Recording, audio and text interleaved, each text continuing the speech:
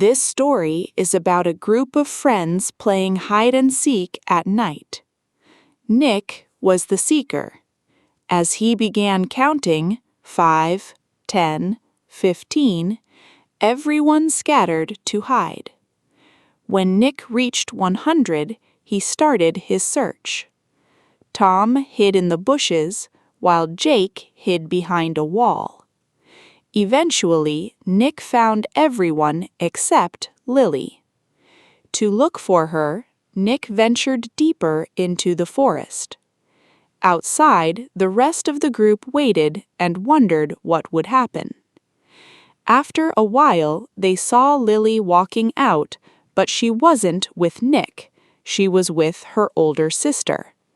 It turned out that Lily's sister had come to pick her up because it was getting late. The friends looked at one another and agreed it was time to head home.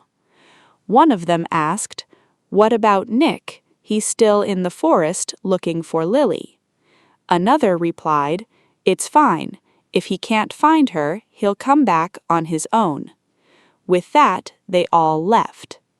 Meanwhile, inside the forest, Nick was still searching for Lily. He walked around, glancing in every direction. Suddenly, he spotted someone who looked like Lily hiding behind a tree. Overjoyed, he ran over and shouted, "Caught you! You can't hide this time."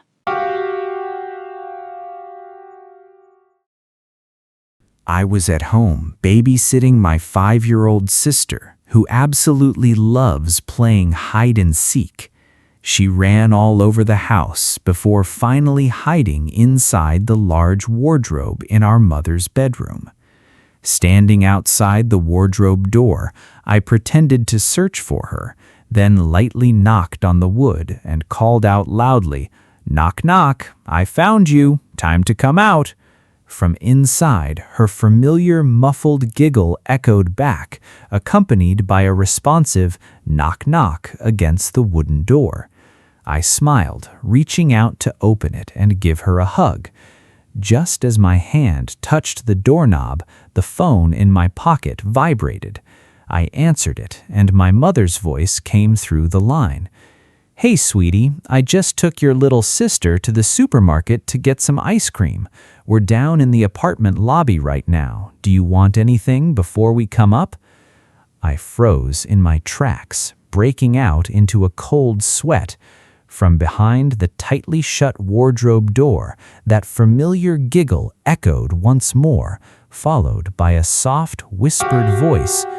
"Joey, why aren't you opening the door for me?"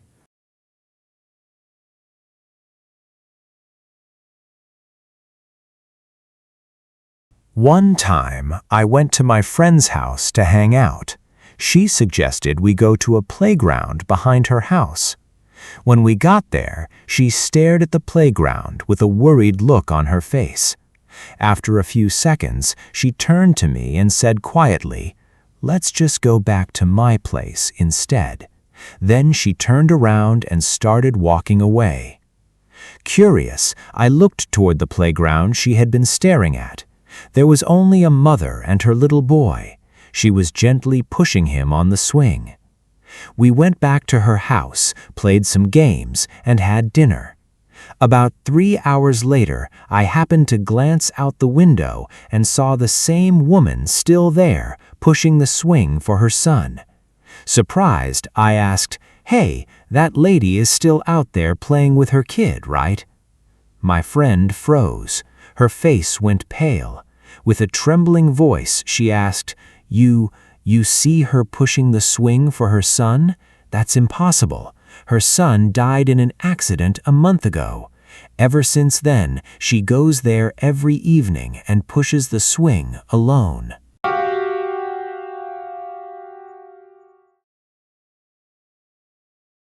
The mother opened the door and stepped into her daughter's bedroom. The little girl was lying on the bed, trembling with fear. Puzzled, the mother asked, "What's wrong, sweetie?" Terrified, the girl replied, "Mom, there's a ghost in my room." The mother tried to calm her down. There's no such thing as ghosts. Go back to sleep. But the girl wouldn't believe it. She insisted, "There really is a ghost, Mom. Before you came in, it was standing in the corner just staring at me. I'm so scared." The mother continued reassuring her, "You're just imagining things. There's no ghost, honey." "But it's true, Mom. Its face was so scary," the girl cried. The mother paused for a moment and then asked, "Was it scarier than my face?" Confused, the girl asked, "Huh? What do you mean, Mom?" The mother smirked and replied, "Wait, you actually thought I was your mom this whole time?" One rainy evening, my friend and I took a late-night ghost tour of Edinburgh Castle.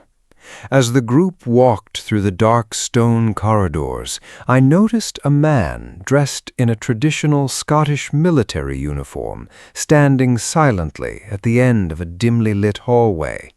He was staring at the floor, perfectly still. I nudged my friend and whispered, "Wow, that reenactment actor looks so realistic. His costume is flawless." My friend glanced over, shrugged, and we kept walking with the tour. An hour later, as we were leaving the castle gates, I saw the tour guide packing up his things. Curious, I approached him and asked, "Excuse me, the guard standing in the northern corridor, how long do they have to stand there for the performance?" The guide stopped what he was doing, the color draining from his face. He looked at me with wide eyes and said in a trembling voice, "Sir, there are no reenactment actors on the night tours, and that northern corridor, it's been locked to the public for months, because that's where a guard mysteriously collapsed and died exactly a year ago tonight."